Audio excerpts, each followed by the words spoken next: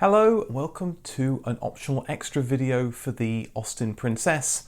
And yes, I couldn't help myself. I actually went out and bought a fiber optic lamp and a load of Ferrero Rocher, which didn't make it into the video, but I thought I'd put it in the optional extra video. I thought about it on the last spur of the moment. I found them in the shops and I thought, I could put those in the background. Anyway, so there you go. The fiber optic thing in the Princess was very interesting. It was obviously, fiber optic lamps were kind of a big thing in the 70s, and fiber optic cables were a big thing. And so obviously they thought it would be a good idea to show they were forward thinking and innovative, to have sort of fiber optic lines going from one bulb to all of these six different lights. But you could have just used 6 different bulbs. It would have been a way easier way of doing it, and it just seemed to be a little bit of a waste of time, but it was cool, I suppose. So first of all, the land crab. One thing I was realizing when I was going through the video is that I said the SD1 had a very similar story to the Princess, and the fact that it was lauded by the press and then had disappointing sales, and the quality was bad and supply issues and whatever. Well, the land crab, the Austin 1800, had the same issues. It was lauded by the press and then had disappointing sales. So it was just a common trait of BMC and then British Leyland cars, I suppose.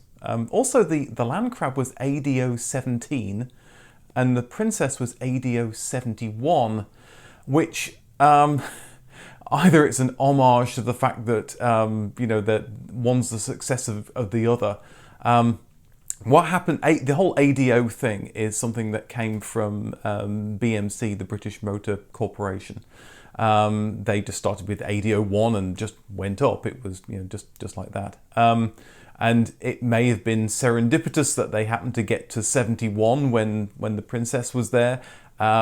Maybe it was an homage to it, I don't know. But in today's world, particularly with computers, when you're writing things down, it's very easy to transpose numbers. So 17 and 71, it was very easy to transpose the 17 and the 71. I did it in the script of the video. I had to go and change it. So I didn't seem to be the smartest move to do that, because it would be very easy to get those two switched around. Another thing I noticed, there was a lot of similarities between the Princess and the Saab 900 that I did previously. They were both going after the same market. They both had similarities with their trim level. They both had heating for rear passengers going underneath the front seats. They both had that up-high dash layout, which you could start seeing on the Golf at the time, but I guess maybe other cars were also doing it at the time as well, having that sort of up-high thing so you didn't have to take your eyes away from the road, having the radio up high. They also had the same problem. They had a lack of development cash to go and actually make the vehicles. And they both had weak engines. The Princess had the O Series 4-cylinder and 6-cylinder engine, which even with the 2.2 litre 6-cylinder version, people said just wasn't powerful enough. And Saab had the 4-cylinder Triumph engine, or Triumph derived engine, that for 2 litres and 4 cylinders in the 1970s really wasn't powerful enough to power a large car like that. Of course, Saab solved the problems with 16 valves and using fuel injection, and also, of course, by turbocharging the engine. One problem that actually I had as well with this video, which I think many people also have, is they call it the Austin Princess. And the car wasn't known as the Austin Princess unless you count New Zealand. I think New Zealand was the only place where it was actually called the Austin Princess. But for my entire life, I've called it the Austin Princess. When it was never known as the Princess, it was known as the Austin 1800 and 2200 and Morris and Wolseley. And then it was called the Princess. People call it the Leyland Princess for want of a better word, but it was just known as the Princess. Then eventually it was the Austin Ambassador. Maybe that's the reason why we got Austin Princess from it, because it eventually became an Austin. But anyway, it was quite amusing that I had like Austin Princess all the way through the video, and then it's like, oh, it's wrong, I have to change it. So anyway, there you go, you live and learn. So the union thing, in fact, I should probably make a video about this because I've got a lot of stuff about the unions, but When I grew up in the 1970s, I used to see things about British Leyland, strikes, unions on a daily basis. I can remember having no power in the early 70s because of strikes. I remember bread shortages. We used to stock up on bread because we heard there was going to be a strike from the bread workers, and all these issues that we had in the 70s. It's quite strange to think about nowadays. Well, maybe not with sort of COVID and limited stocks that we have, but we used to have all these problems with unions, and so I grew up looking at the nightly news every single day. There was strike action, people talking about British Leyland, all these problems. It was headline news seemingly every few days. So, and of course the public side of that is the workers walking out and striking. So it's easy to think the problems that British Leyland had were all the union's fault. It's easy to blame them because they're the most obvious part of the problem. They're the ones physically walking out and stopping work. He said, well, just don't do that, then maybe we'd have a decent car industry. But of course, the news reports say things like workers down tools. They don't say mismanagement didn't take the steps to harmonise worker relations, which led to unrest. That's a nuanced story which news, I don't think, seems to do very well. So workers have had a lot of the blame, but of course it's a much more nuanced story than that. And as I've got older, and particularly as I've started making these videos, my point of view has changed from, oh, the unions were terrible, that's why the Rover SD1 died, because the unions just basically ruined British Leyland, to the fact that it's a management issue as well.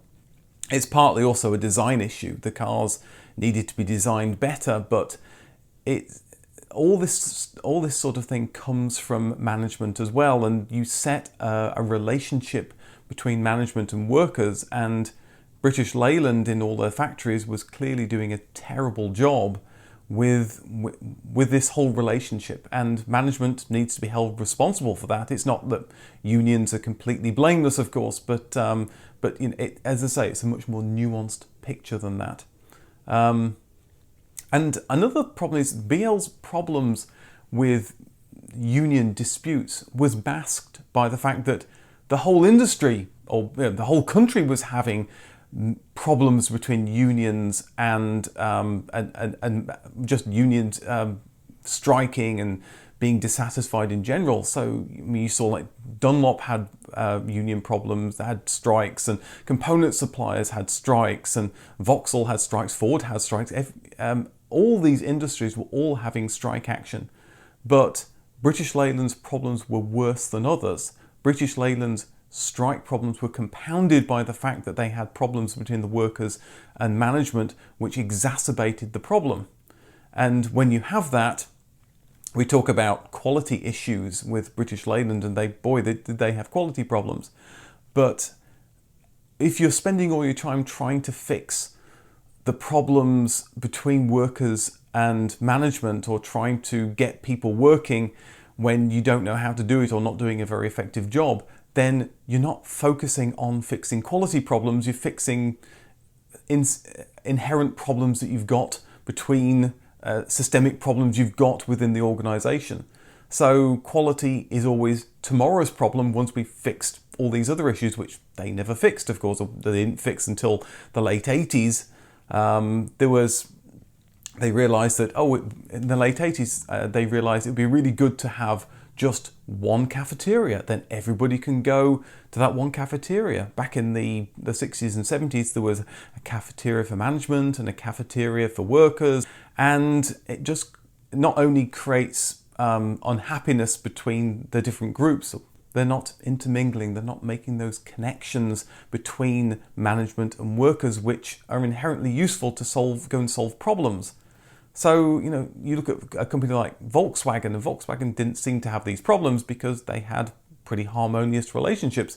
They were all in it together. Heinrich Nordhoff was very keen on trying to make sure that Both workers and management were working together. When Heinrich Nordhoff first came to Volkswagen in the mid-1940s, late 1940s, he slept on the factory floor. There wasn't a place for him to sleep, so he slept on the factory floor every night. He was in there with the workers, down on the factory floor, going and solving problems, and that was very important to them. So anyway, going back to British Leyland, of course, with British Leyland being this basket case in the early 70s, it leads to a brain drain. You know, they get good people who leave. Roy Haynes left, of course, and George Turnbull, who was a senior manager at Austin Morris, he also left in 73, 74, and then went to Hyundai and helped kickstart their car industry. And in fact, he took people with him. And there's a really good video, which maybe I can find the video, where they talk about how the atmosphere in South Korea is completely different to Britain and how they can actually get things done. What have you found is the difference working out here with Koreans to working at home? Many, many differences. I think the speed that things get done here, actually. If you've got a problem, they analyse it very well. The engineers are very thorough. They sit there all night if necessary. We bring it back, put it on test the same day. Yeah. Which would take a long time in the UK. I can fail parts on test here, and within one day I've got new parts. So it's not necessarily an individual issue, it's more a cultural problem, I think, with British Leyland. And then, of course, when you've got this nightly news problem where people are talking about the dysfunctional British Leyland and all the union problems, it doesn't help the publicity efforts you're trying to do to try and sell your cars. You know, it's fighting against it.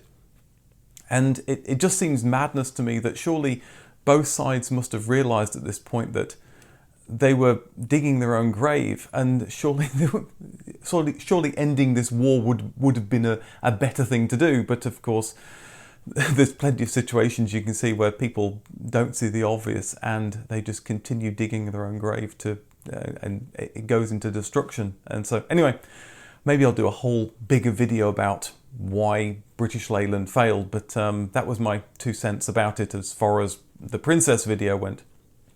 And so the Austin Ambassador is launched, and it's really just too little too late. The Princess has a bad reputation at this time, and the Austin Ambassador, although it's supposed to be very different, looks basically the same as the Princess, and people just look at it and say, okay, well, it's a updated Princess. Well, I didn't like the Princess, it was unreliable, so I'm not going to buy an Ambassador. And also they seem to say, you know, we did a really good job on the restyle, but the fit and finish doesn't look great. You look at the front lights, you look at the rear lights, they look just sort of badly bolted on and just big gaps showing there. It didn't seem to be a very good update in my opinion.